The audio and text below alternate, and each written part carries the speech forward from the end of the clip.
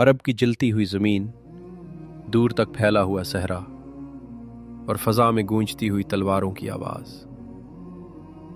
یہ کہانی ہے ایک ایسے شخص کی جو ابتدا میں اسلام کا سخت دشمن تھا، لیکن پھر وہی شخص اسلام کا سب سے عظیم سپہ سالار بن گیا۔ یہ کہانی ہے حضرت خالد بن ولید کی، جنہیں رسول اللہ نے خود سیف اللہ یعنی اللہ کی تلوار کا لقب عطا فرمایا۔ حضرت خالد بن ولید کا تعلق قریش کے مشہور قبیلے بنو مخزوم سے تھا۔ بنو مخزوم قبیلہ عرب میں جنگ اور بہادری کے لیے مشہور تھا۔ اس قبیلے کے لوگ بچپن ہی سے تلوار بازی اور گھوڑے کی سواری میں ماہر ہو جاتے تھے۔ حضرت خالد کے والد ولید بن مغیرہ مکہ کے ایک بااثر اور مالدار شخص تھے۔ حضرت خالد کا بچپن آرام و آسائش میں گزرا، لیکن ان کی تربیت ایک دلیر اور جنگجو انسان کی طرح کی گئی۔ جب دوسرے بچے کھیل کود میں مصروف ہوتے تو خالد گھوڑے پر سوار ہونا سیکھتے، تلوار چلانے کی مشق کرتے اور جنگی حکمت عملی سمجھتے۔ اسی تربیت کا نتیجہ تھا کہ جوانی تک پہنچتے پہنچتے حضرت خالد بن ولید عرب کے بہترین فوجی دماغوں میں شمار ہونے لگے۔ جب مکہ میں اسلام کا پیغام پھیلنے لگا تو اس وقت حضرت خالد اسلام قبول نہیں کر چکے تھے۔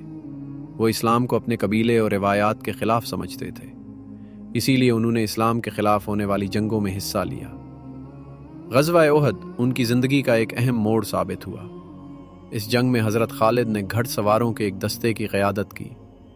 جب مسلمان تیر انداز اپنی مقررہ جگہ چھوڑ گئے تو حضرت خالد نے پیچھے سے حملہ کر دیا۔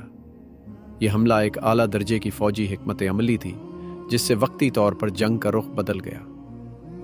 اس موقع پر یہ بات واضح ہو گئی کہ حضرت خالد بن ولید صرف ایک بہادر جنگجو ہی نہیں، بلکہ ایک عظیم فوجی ذہن بھی رکھتے تھے۔ وقت گزرتا گیا اور حضرت خالد کے دل میں سوچ کے نئے دروازے کھلنے لگے۔ وہ غور کرنے لگے کہ اگر محمد سچے نہ ہوتے تو ان کے ساتھی اتنی قربانیاں کیوں دیتے۔ انہوں نے دیکھا کہ مسلمان سچ بولتے ہیں، امن پسند ہے اور اللہ پر پورا یقین رکھتے ہیں۔ آخرکار اللہ تعالیٰ نے حضرت خالد کا سینہ اسلام کے لیے کھول دیا۔ سن 7 ہجری میں حضرت خالد بن ولید مدینہ منورہ پہنچے اور رسول اللہ کے ہاتھ پر اسلام قبول کر لیا۔ رسول اللہ نے خوشی کا اظہار فرمایا اور ارشاد فرمایا، اللہ نے تمہارے دل کو اسلام کے لیے کھول دیا ہے۔ یہ لمحہ حضرت خالد کی زندگی کا سب سے بڑا انقلاب تھا۔ اسلام قبول کرنے کے بعد حضرت خالد بن ولید اسلام کے مضبوط محافظ بن گئے۔ غزوہ موتا میں مسلمانوں کی تعداد کم تھی اور دشمن بہت زیادہ۔ اس جنگ میں مسلمانوں کے 3 بڑے سپہ سالار یکے بعد دیگرے شہید ہو گئے۔ ایسے نازک وقت میں حضرت خالد نے فوج کی قیادت سنبھالی۔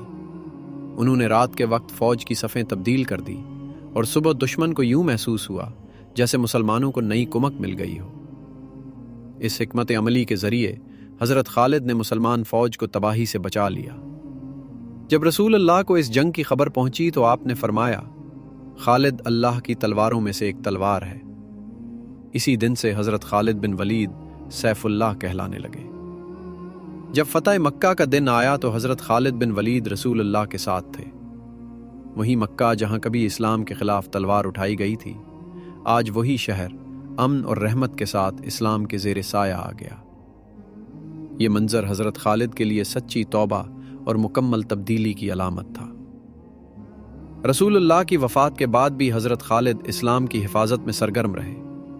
جنگ یمامہ میں انہوں نے جھوٹے نبی مسلمہ کذاب کے خلاف فیصلہ کن کردار ادا کیا۔ اس کے بعد عراق اور شام میں فارسی اور رومی افواج کے خلاف مسلسل فتوحات حاصل کی۔ تاریخ گواہ ہے کہ حضرت خالد بن ولید نے اپنی زندگی میں کوئی جنگ نہیں ہاری۔ ان کے جسم پر 80 سے زیادہ زخموں کے نشان تھے، تلوار کے زخم، نیزے کے وار اور تیروں کے نشان۔